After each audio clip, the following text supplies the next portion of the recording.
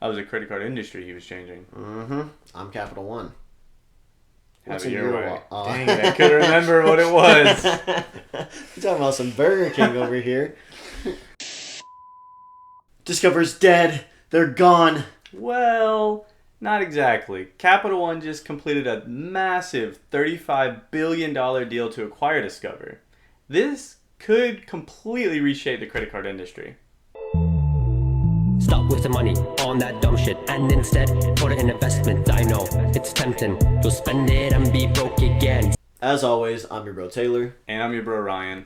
And, of course, we're talking about how Capital One and Discover are merging. So, start with the basics. What actually is the merger? It's an all-stock $35.3 billion deal. Now, that, of course, is huge within itself, but what exactly does that mean for you? So, Discover shareholders received 1.0192 Capital One shares for every Discover share they had. Now, Capital One shareholders will now own about 60% of this now massive company, and Discover will own roughly 40%. So Discover brings a full payment network with over 70 million merchant acceptance points worldwide and $500 billion in annual transaction volume.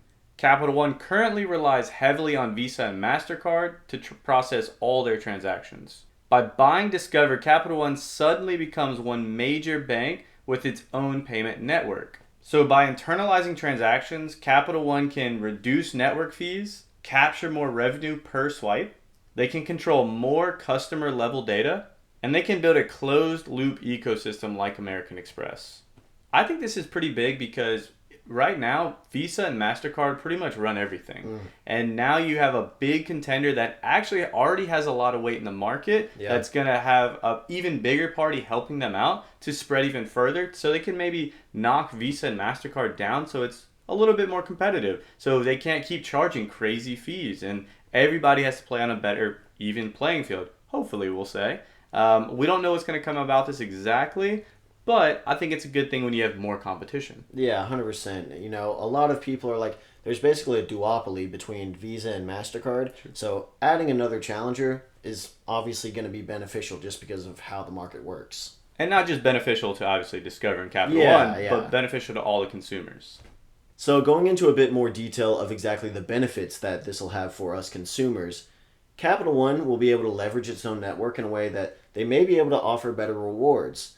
Plus, because Discover has lower merchant transaction fees, there is a big hope that, again, they will dominate more of the market share.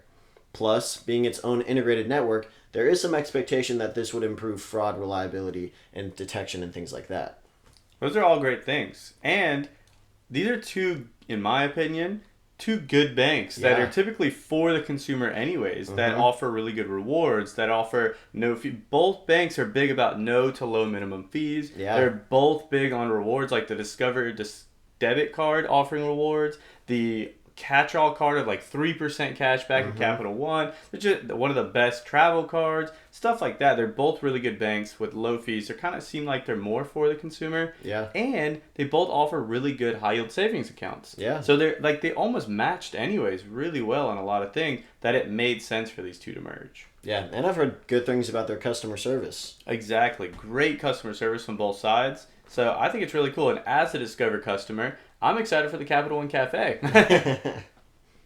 So the one drawback, though, for consumers is while they complete this merger, you'll start to see more Capital One cards integrated into the Discover network. And Discover, until they really expand, they have some gaps. There's some places Discover's not accepted, so you might have to figure that out as they merge and become their new cards start coming out. But we'll see how that goes. Again, it might be so smooth that they expand at the same time. They roll out all these new cards and features and perks. So we'll see how it goes. But that could be a big drawback.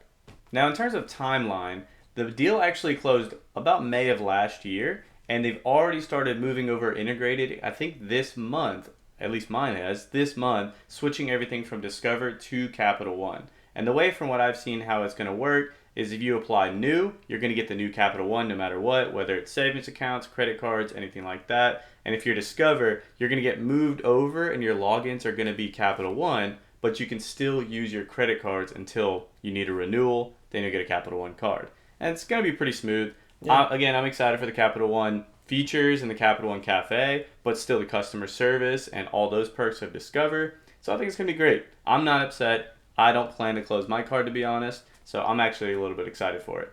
So let us know down in the comments below if you plan on keeping your Discover account and kind of going through this whole transition with them. If you're like, oh, I don't want to deal with this or that, or if you see any potential downsides, because again, we like to learn from you guys, and I'm sure everyone else would also like to see different people's opinions. So we love to see you guys down in the comments.